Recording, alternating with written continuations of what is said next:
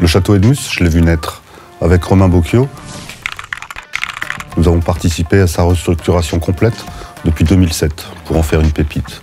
Je suis Stéphane de Renoncourt, fondateur de Renoncourt Consultants.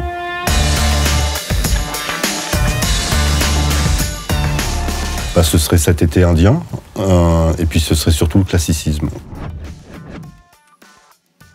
Alors 2014, c'est un millésime intéressant parce que c'est une histoire qui démarre un peu mal et qui finit bien. C'est un joli scénario. C'est un millésime relativement frais, pas super ensoleillé, mais par contre, à partir de la fin du mois d'août, s'installe un espèce de climat juste parfait, relativement sec.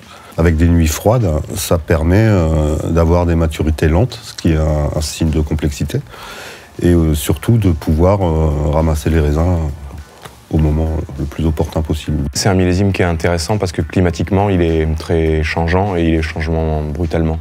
Donc le challenge, là, c'est l'entretien des sols et la direction que prend le vigneron. Avec ce début de cycle végétatif très humide, dans ce contexte très pluvieux, la vigne, elle développe un enracinement de surface pendant toute la partie du cycle où finalement elle manque pas d'eau. Et quand l'été s'installe comme ça brutalement, le risque c'est d'avoir un stress hydrique trop marqué et d'avoir une vigne qui s'arrête de fonctionner ou qui mûrit moins bien ses raisins. Donc le challenge, c'est l'anticipation de ça, c'est de sentir en fait ou de pressentir ce qui va se passer et d'arriver à piloter techniquement les itinéraires de travaux qui conviennent.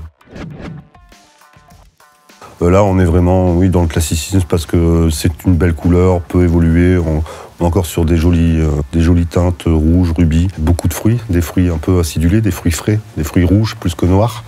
Et surtout, moi, ce que j'aime beaucoup, c'est la bouche, quoi. Beaucoup de délicatesse et une certaine fermeté.